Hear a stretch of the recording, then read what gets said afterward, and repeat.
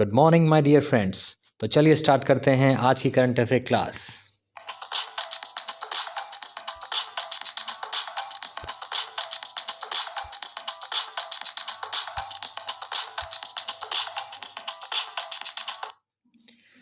Let's begin with motivational thought. तो आज का मोटिवेशनल थॉट क्या है? If you really want to do something you find a way, if you don't you find an excuse. कहने का मतलब क्या है यहाँ पर? अगर आपको सही में कुछ करना है तो आप ज़रूर रास्ता ढूंढ लेंगे, लेकिन अगर आप उसको करने से बचना चाहते हैं तो ज़रूर आपके पास कोई ना कोई बहाना ज़रूर मिलेगा। तो इसी के साथ स्टार्ट करते हैं आज की पहली news. World Bank loan to Bangladesh. कहने का मतलब क्या है कि वर्ल्ड बैंक जो है बांग्लादेश को एक लोन देने जा रहा है।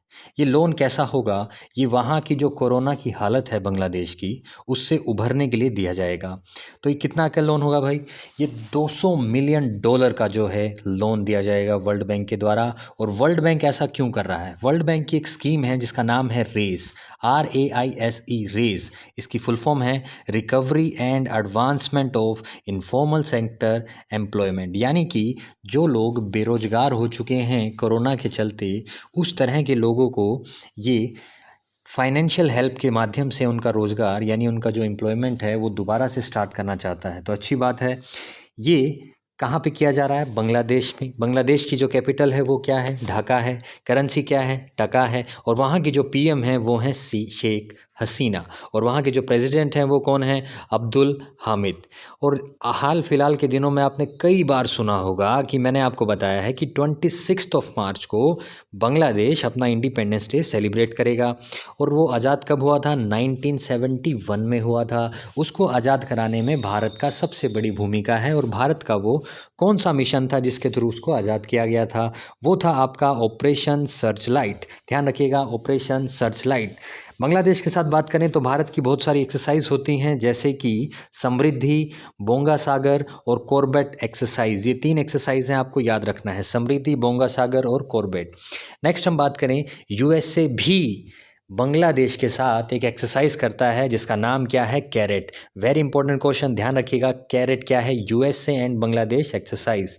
नेक्स्ट हम आगे बढ़ते हैं, तशनुवा आनंद। तशनुवा आनंद कौन है? ये पहले मीडिया कर्मी हैं जिनको मीडिया पर न्यूज़ एंकरिंग का मौका मिला है, जो कि ट्रांसजेंडर है। कहाँ पर? बांग्लादेश के अंदर। काफ़ी ज़्यादा ये न्यूज़ वहाँ पर प्रचलित रही थी। तो ध्यान रखिएगा, इंपॉर्टेंट क्वेश्चन है। तशनुवा आनंद बांग्लादेश के पहले मीडिया रिपोर्टर। भारत की बात करें तो भारत में जो ट्रांसजेंडर यूनिवर्सिटी है वो कहाँ पर है? यूपी के अंदर है। भारत में पहली महिला ट्रांसजेंडर जज, महिला नहीं, ट्रांसजेंडर जो जज हैं वो कौन है? आपकी टोयोटा मंडल। तो ध्यान रखना, टोयोटा मंडल यहाँ पर एडिट किया गया है, इसको जोयता मंडल आपने लिखना है। तो एडिट कर लीजिएगा इसको, इस स्पेलिंग में T की जगह J आएगा, ध्यान रखिएगा। WB की बात करें यानी कि वर्ल्ड बैंक की बात करें तो वर्ल्ड बैंक को ब्रेटन्स वुड बैंक भी कहा जाता है, क्योंकि मैंने आपको बताया था कि ब्रेटन्स वुड डिक्लेरेशन के थ्रू ये आपका हुआ था, ये जगह है। और 1944 में इसको बनाया गया था IMF के साथ। और ये 1945 से कार्यशैली में आता है, यानी वर्किंग कंडीशन में आता है। प्रेजेंट की हेड की बात करूं तो वर्ल्ड बैंक का प्रेजेंट हेड कौन है? डेविड मेलपास। ठीक है। IMF यहाँ पर मैंने बोला तो उसके बारे में एक न्यूज़ बता देता हूँ। IMF में टोटल मेंबर्स हो चुके हैं 190, और जो न्यूएस्ट मेंबर उसके अंदर ऐड हुआ है वो है Andorra.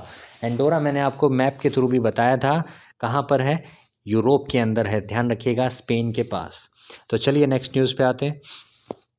Italy joined ISA। Italy जो देश है उसने इंटरनेशनल सोलर अलायंस को ज्वाइन करने के लिए बोला गया है भारत के द्वारा, वो ज्वाइन कर चुका है। तो ये है क्या?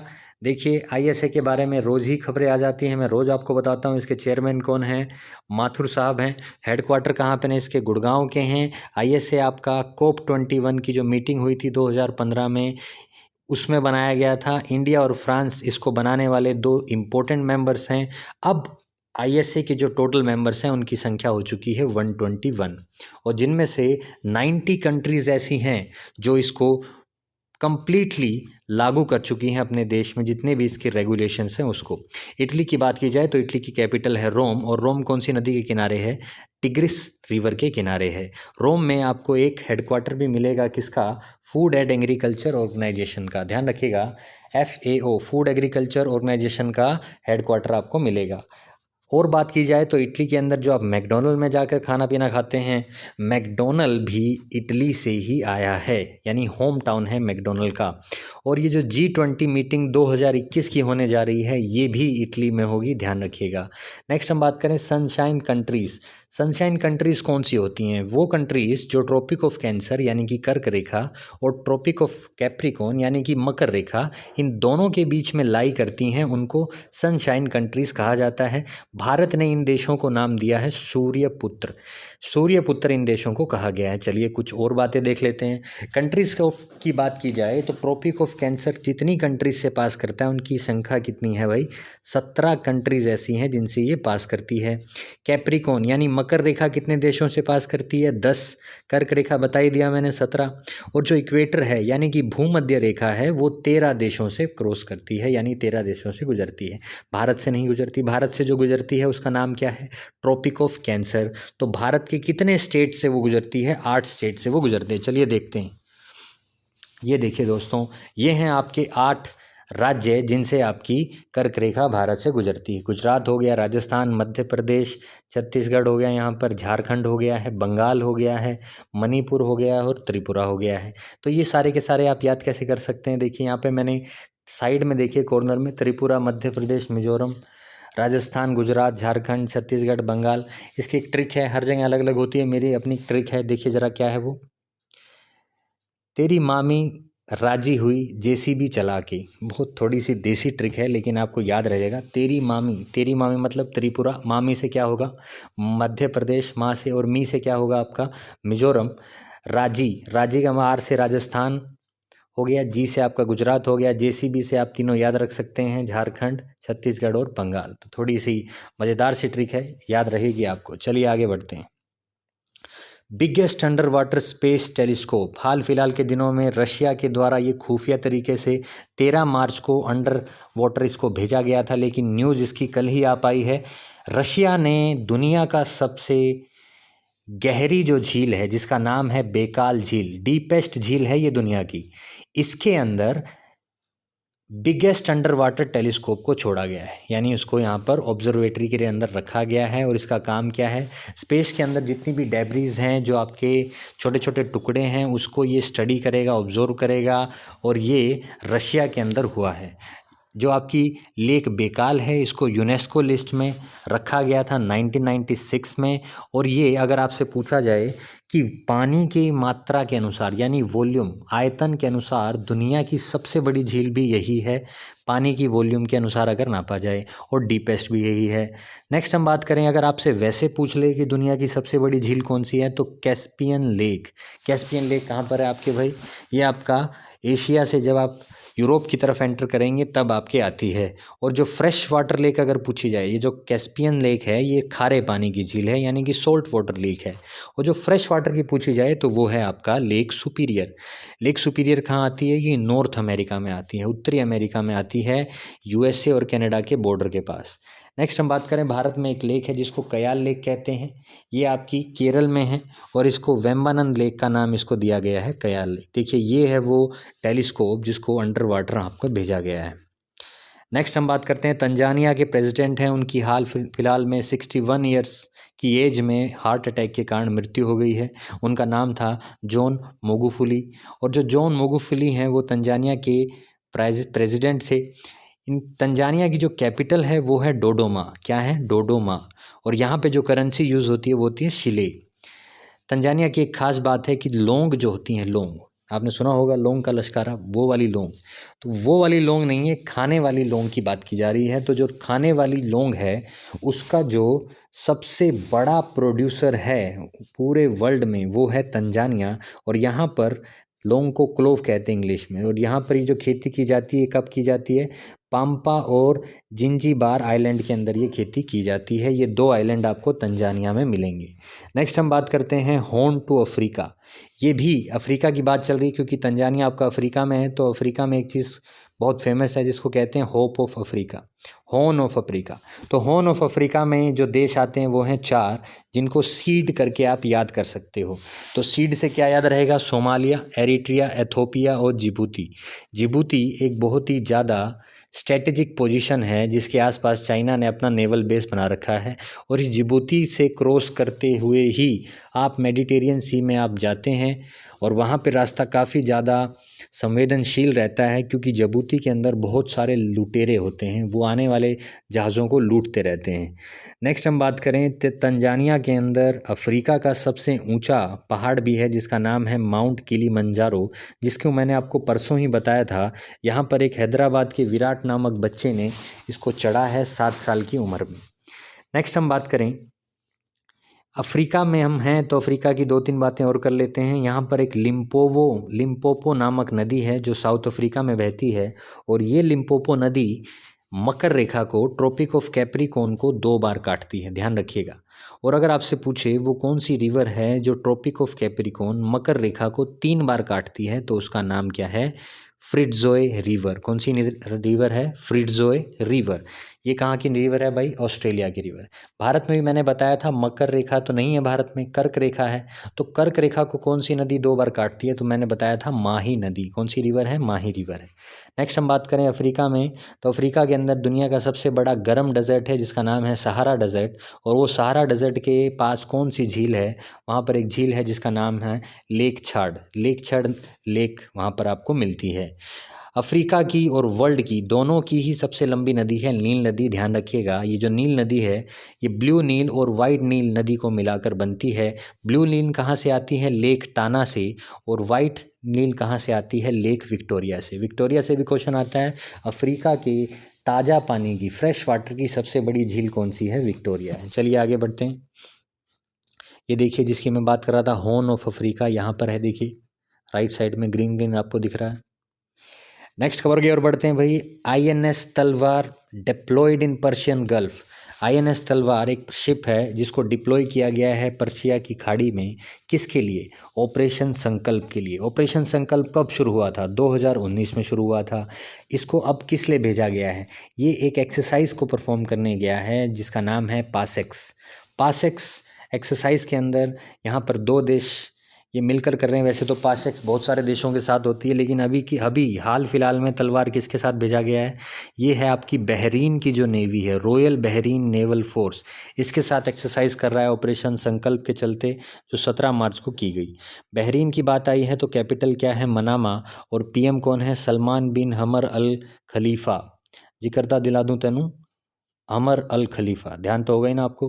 नेक्स्ट हम बात करें डस्टलिक 2 क्या है भाई? ये भी एक एक्सरसाइज है जो उज्बेकिस्तान के साथ परफॉर्म की गई। मैंने आपको 4-5 दिन पहले एक वीडियो में बताया था डस्टलिक। एक्यूवेरिन भी बताई थी किसके साथ की जाती है? मालदीव के साथ भारत करता है। बोल्ड कुरुक्षेत्र किसके साथ होती है? सिंगापुर के साथ होती है एक्सरसाइज। नोमैडिक एलिफेंट किसके साथ होती है? मंगोलिया के साथ होती है। और अजय वारियर और इंद्रधनुष UK के साथ होती हैं। युद्ध अभ्यास किसके साथ होता है? USA के साथ एक्सरसाइज होती है इंडिया की। ये देखिए भाई, ये है आपका पर्शियन गल्फ। और पर्शियन गल्फ से लगती हुई जो कंट्रीज़ हैं वो आपको याद रखनी है। कुवैत, इराक, ऊपर की तरफ Iran, Saudi Arabia, UAE, Oman, Qatar, Bahrain.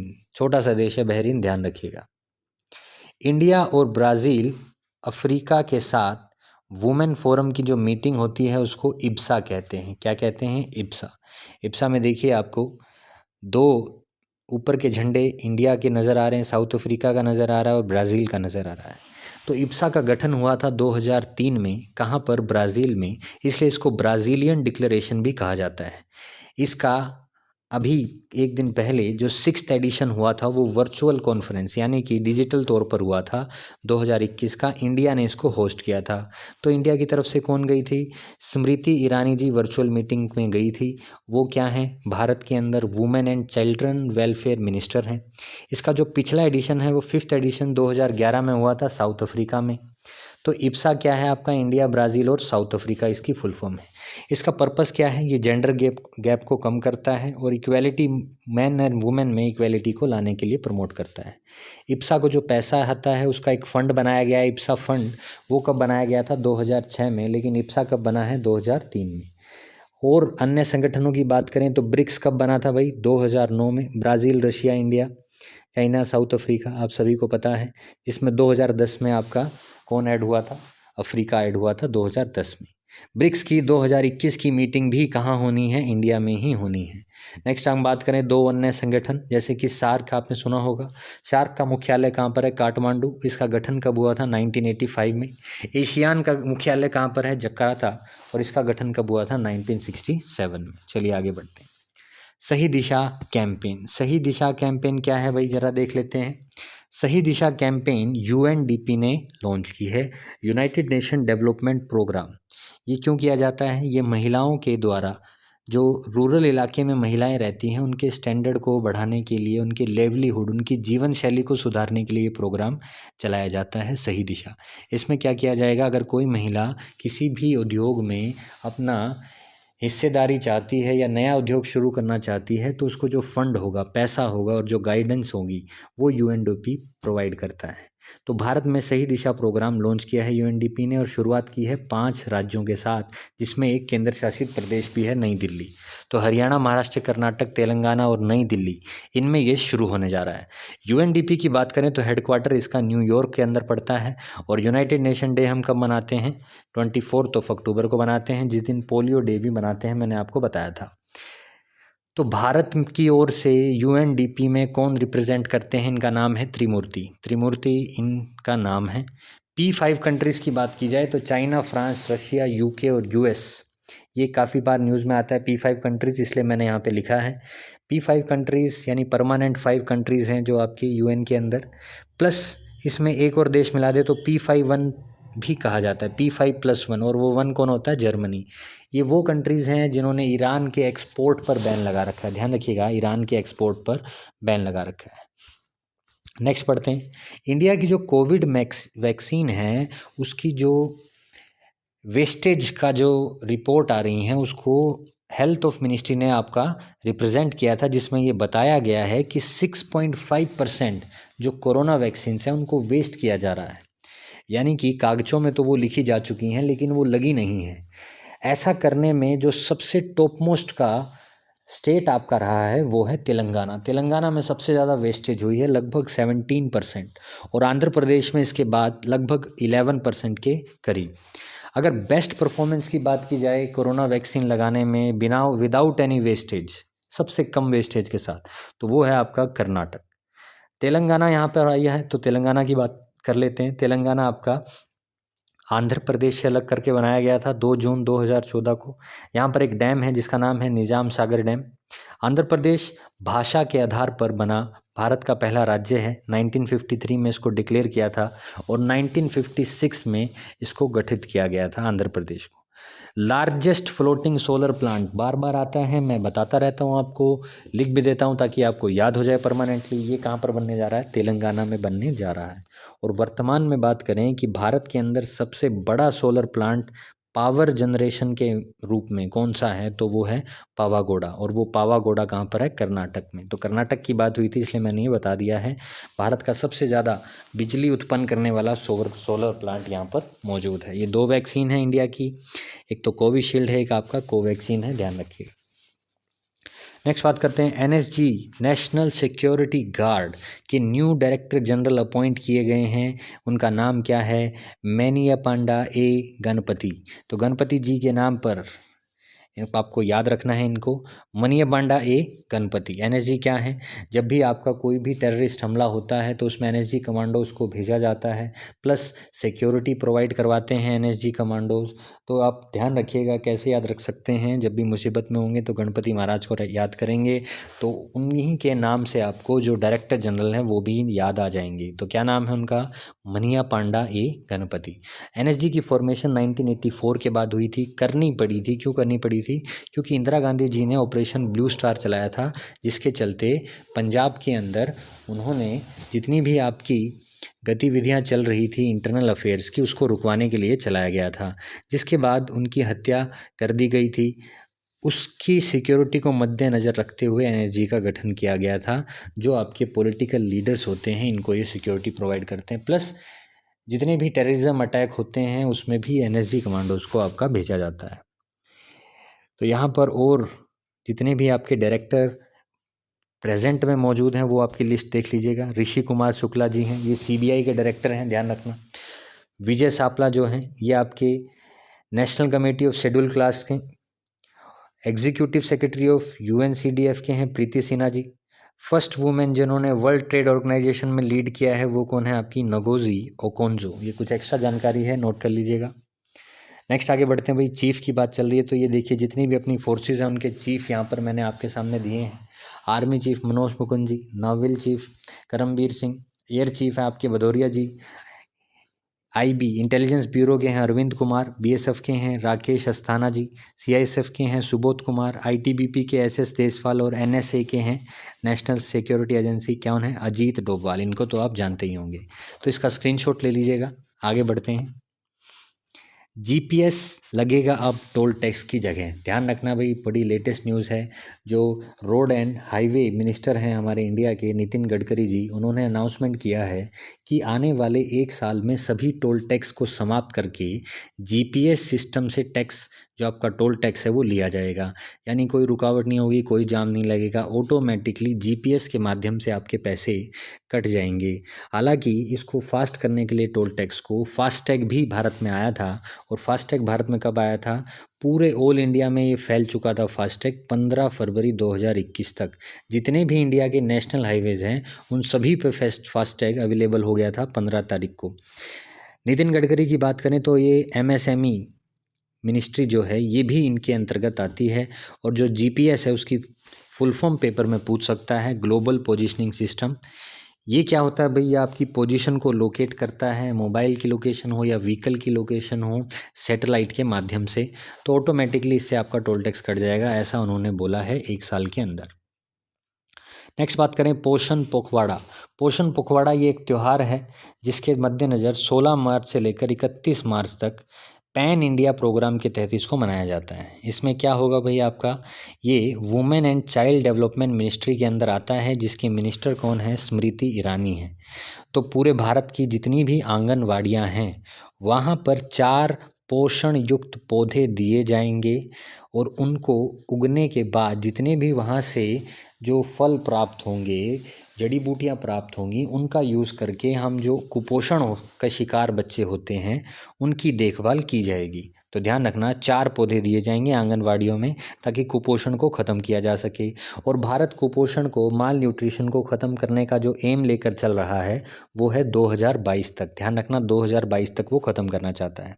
Next हम बात करें, पोषण प्रोग्राम जो है वो झुंझुनू में शुरू हुआ था राजस्थान के अंदर 2018 से, पोषण वाटिका के अंदर, इसलिए इसका नाम पोषण पखवाड़ा रखा गया है।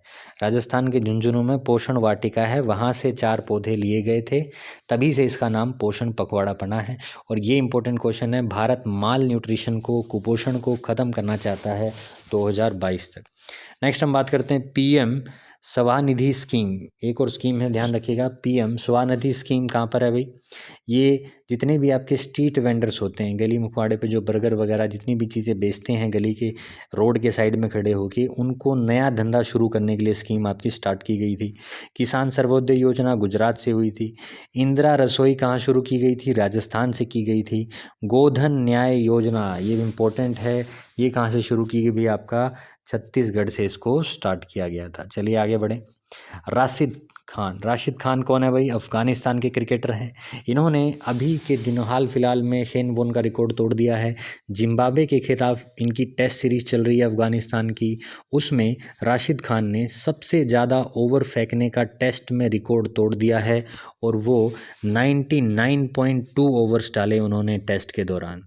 नेक्स्ट हम बात करें दिलाराम जरांज, अफ़गानिस्तान का जिक्र हुआ है तो ये बात कर लेते हैं। अफ़गानिस्तान में एक रोड बना रहे हैं भारत की तरफ से, जिस रोड का प्रोजेक्ट का नाम क्या है, दिलाराम जरांज रोड। अफ़गानिस्तान की कैपिटल है काबुल। सलमा डैम भी अफ़गानिस्तान में जो है वो इंडिया ने बनाया है। इंडिया भी एक और डैम बना रहा है अफ़गानिस्तान में काबुल नदी के ऊपर, जिसका नाम है शहतूत बांध। और प्लेयर ऑफ द डिकेड 2020 में 10 सालों के जो प्लेयर चुने गए हैं वो भी राशिद खान ही थे। हाल ही में 400 विकेट लेने वाले टेस्ट क्रिकेटर कौन है आपकी, रविचंद्र अश्विन है। और स्पिरिट अवार्ड मिला था अभी हाल में किस खिलाड़ी को, महेंद्र सिंह धोनी को। तो इसी के साथ आज की न्यूज़ समाप्त होती है भाई। उम्मीद करता हूँ आपको अच्छी लगी होंगी। कल दूसरी तरीके करंट अफेयर, यानी कि आपको कुछ एक्स्ट्रा स्पेशल मिलेगा कल की क्लास में, देखिएगा।